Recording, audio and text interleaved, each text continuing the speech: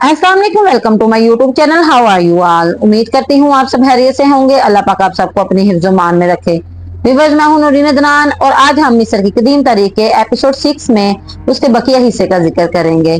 ऐसी informative knowledge और history simple का वीडियो देखने के लिए मेरे चैनल को सब्सक्राइब करें, बेल आइकन को दबाना ना भूलें ताकि मजीद वीडियो अपलोड होने की सूरत में बर वक्त नोटिफिकेशन मसूल हो सके। व्यूअर्स, बिना देर के चलते हैं अपने टॉपिक की तरफ। जबकि जनूबी मिस्र में अपने खानदान के अफराद को अहम ओहदों पर तैनात करके तसल्लुत जमा लिया। इनके तहत काफी अरसे तक मुल्क मुस्तहकम रहा। इस सिलसिले के 5वें बादशाह ओसोरकन दोम की मौत 837 कबल मसीह के बाद रियासत दो हिस्सों में बट गई। शुमाली मिस्र पर इसके जानशीन शोशीनक सोम की हुकूमत रही, जबकि वस्ता और जनूबी मिस्र पर मेशवेश कबीले के एक खरीफ खानदान के टैक्लर दोम ने अलग सिलसिले से बादशाहत कायम की। इसका ये मतवाजी सिलसिला जो 23वां गर्दाना जाता है 728 कबल मसीह था 837 कबल मसीह तक रहा, जबकि शुमाली मिस्र में 22वें सिलसिले के अदम इस्तेहकाम के बाद मगरबी डेल्टा में सियासी मरकज से 12 साल के मुख्तसर अरसे 720 कबल मसीह था 732 कबल मसीह तक रहने वाले अफ्रीकी मेशवेश कबीले के दो हुक्मरानों का दौर 24वां शाही सिलसिला शुमार किया जाता है।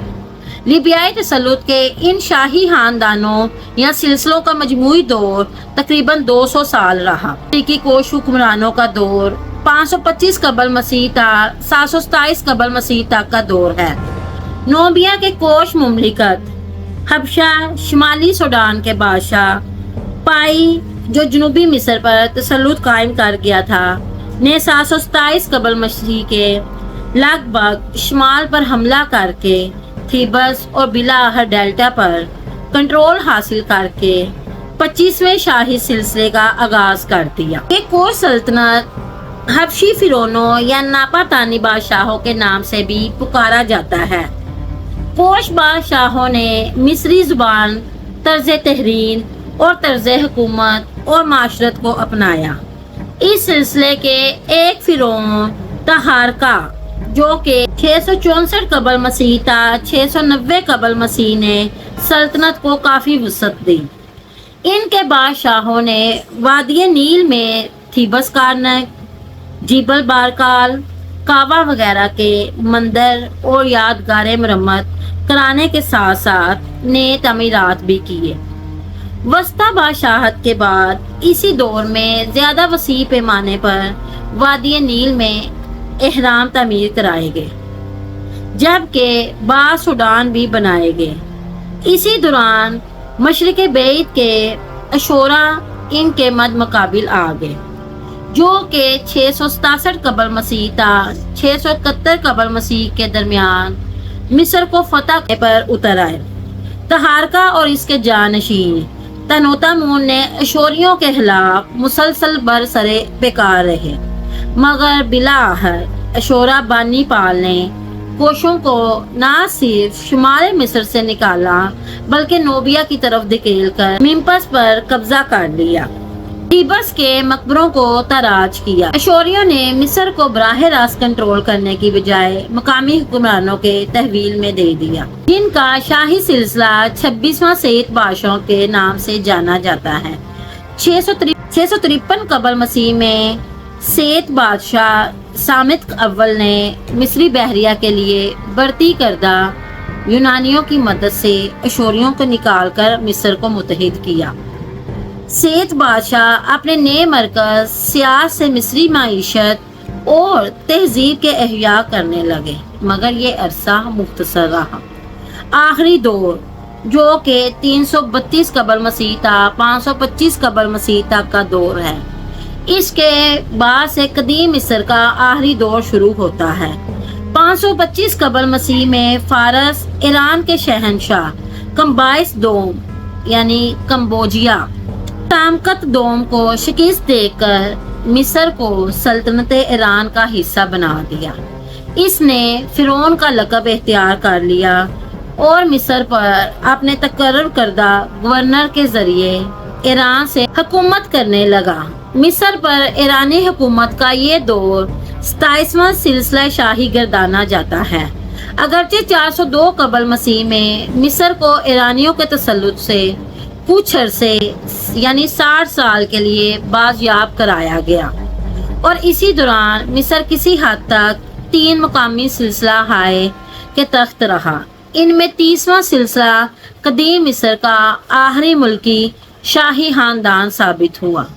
जब 343 कबल मसीह में ईरान ने अपना तसल्लुत दोबारा बहाल कर लिया तो ईरानी हुकूमत के इस दूसरे दौर को बाज़ मोरहीन कदीम मिस्री तारीख का 31वां और आखिरी सिलसिला शाही कहते हैं, जो 332 कबल मसीह तक कायम रहा। 3100 कबल मसीह में बलाई और ज़ेरी मिस्र के ओगाम से शुरू होने वाला कौमी जिंदगी का चक्कर 2500 साल से ज्यादा तक रहा। 6वीं सदी कबल मसीह के बाद ईरानियों के तसल्लुत से लेकर 20वीं सदी ईस्वी तक मिस्र की सियासी आज़ादी गायब रही। इस दौरे तसल्लुत में अगरचे मिस्र कौमी आज़ादी से महरूम रहा, ताहम इसको मिस्र का तहजीबी ज़वाल करार नहीं कहा जा सकता। बैरूनी फातिहों के बाइस इसका तहजीबी इर्तिका होता रहा। 332 कबल मसीह में सिकंदर आज़म का ईरानियों को शिकस्त देने से मिस्र हर तसल्लुत जमाने से यूनानी दौर शुरू होता है, जिसके दौरान मिस्र में यूनानी तसव्वुरात मुतारिफ हुए। सिकंदर आज़म के जानशीन टोलोमी ने मिस्र के शहर सिकंदरिया को साइंसी इल्म का मुमताज शहर बना दिया। यूनानियों के बाद रोमन आते हैं, जिन्होंने 30 कबल मसीह में मिस्र की आखिरी यूनानी हुक्मरान मलका क्लोपित्रा को शिकस्त देकर मिस्र को रोमी सल्तनत में शामिल कर दिया। रोमियों की आमद तक मिस्र का पुराना कल्चर खासकर देओमालाई मजहब बरकरार रहा था। 4वीं सदी ईस्वी में रोमनों का ईसाई मजहब इख्तियार करने से यहाँ ईसाईयत मुतारिफ हुआ, जो 7वीं सदी तक फैलता रहा।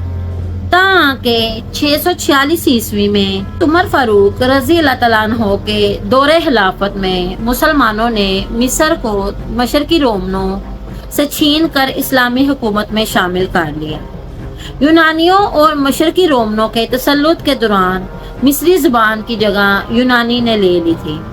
मुसलमानों की आमद से अरबी सरकारी जुबान बन गई।